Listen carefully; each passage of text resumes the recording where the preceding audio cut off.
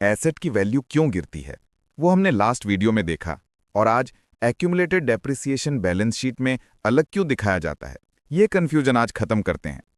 तो दोस्तों, आज हम एक्यूमुलेटेड डेप्रिसिएशन को पूरा डिटेल में समझेंगे। Meaning, reason, accounting entry, effect और इनकम टैक्स एक्ट का रूल।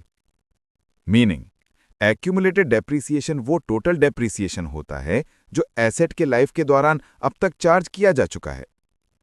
पर्पस: पहला, एसेट की रियल बुक वैल्यू दिखाने के लिए। दूसरा, एक्सपेंसेस को सालों में स्प्रेड करने के लिए। तीसरा, फाइनेंशियल स्टेटमेंट्स को एक्यूरेट बनाने के लिए।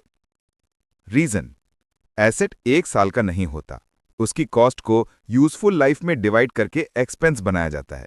यही डेप्रिसिएशन और सालों का total equals accumulated depreciation.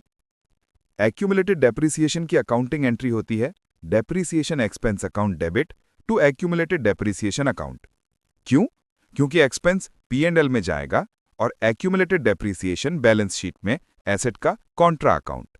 Asset की नेट वैल्यू यानी नेट बुक वैल्यू रिड्यूस होती है। अब इसका इफेक्ट या इम्पैक्ट ऑन फाइनेंशियल स्टेटमेंट्स पर क्या होता है वो देखते हैं।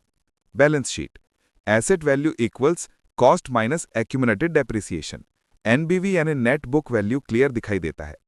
P&L: only yearly depreciation expense show होता है।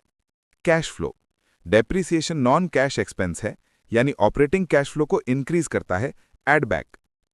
अब एक प्रैक्टिकल एक्सप्लेनेशन देखते हैं। आपने लैपटॉप 50,000 का लिया, लाइफ 5 साल, हर साल डेप्रिसिएशन 10,000। 3 साल में accumulated depreciation equals 30,000। Balance sheet में laptop 50,000 minus accumulated depreciation 30,000, net book value 20,000। अब इसका स्टैट्यूटरी या compliance details India specific note करते हैं। As per companies act 2013, depreciation schedule 2 के हिसाब से कैलकुलेट होता है। यूजफुल लाइफ लॉ के हिसाब से डिफाइंड। SLM और WDV अलाउड, और एक्यूमुलेटेड डेप्रिसिएशन मैंडेटरी डिस्क्लोजर। और as per income tax act 1961, depreciation section 32 में कवर होता है। मेथड है mostly use WDV method. Asset wise नहीं, block of assets concept use होता है। और accumulated depreciation block wise maintain होता है। हाफ ईयर रूल यानी 180 डेज से कम यूज तो 50% डेप्रिसिएशन। अब एक्यूमुलेटेड डेप्रिसिएशन समझ गए तो एसेट्स की असली वैल्यू समझना मुश्किल नहीं रहता। एसेट्स के लिए आप SLM प्रेफर करते हो या WDV, और क्यों? कमेंट में बताओ। लाइक, शेयर और सब्सक्राइब करें स्मार्टफिन ग्रिड को, ताकि अकाउंटिंग कॉन्सेप्ट्स आपके लिए सुपर इजी हो जाएं। Next topic: amortisation versus depreciation.